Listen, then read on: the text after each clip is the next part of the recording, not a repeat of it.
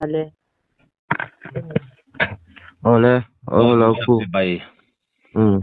Kha in van duai na to kan lo ria kan khongai me chu thin lung takin in chung kwa po khosak har sa ve tak mai ti kan ria tong moi lo ni lo sela har sa taka khosa ve tin nangma akha idin hun te po kha inun alo soya rui lo ti ve thin dan te tun nai tak phei chuan drugs kan han ti ang po iti lo lai in su ve lai ania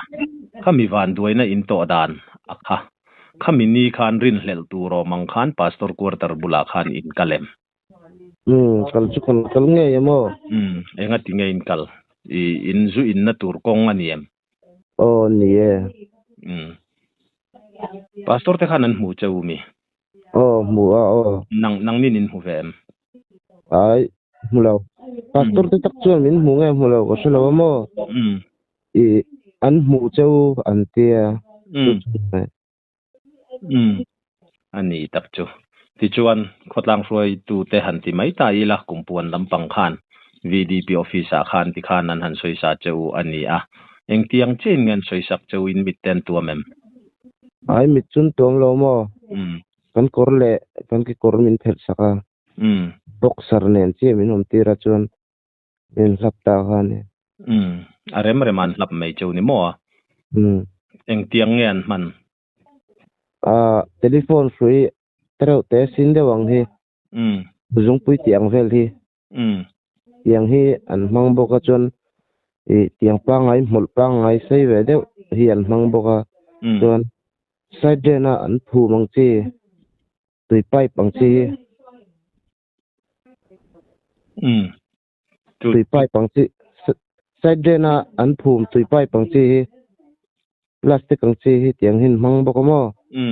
chuan police in an keng chi tiang phim tian mang boka chu ni mai mang chu ngai damin dil na saem ngai dam chu kan dil na sakop mai lai ka eng tin nge kan la kan inin ti tamai nge nang ma khan nge so i nei vem nge David Azok khan in tin moi ti nang ma ni khan poisa khati khanan han vuak ta ku vaka cheu khanan soi sana sa lutuk ta chewa inin puang tamai inin puang han ti lain lak ni ang khan in soi tamai nge ni khalaya kha tiang chuan kon in soi tamai chu mo a chunga a compound chunga ko chun lu chu kan lut nge ya chu ka kan chedai khane mo ka chuk dai khane chunga tak chung ka lut ve lawa udivi po kha luk la ai tak kha chu ko zuk chung lo mo pastor quarter compound chunga mo a compound chunga ka chung kan lut ta mo chu ka kal san ta de ki ta chaka ka lo hwa ka ani tak chu khalaya kha pastor tenan lo muta rin hlel thuwa ti khan ani ta ani le chulaya chuan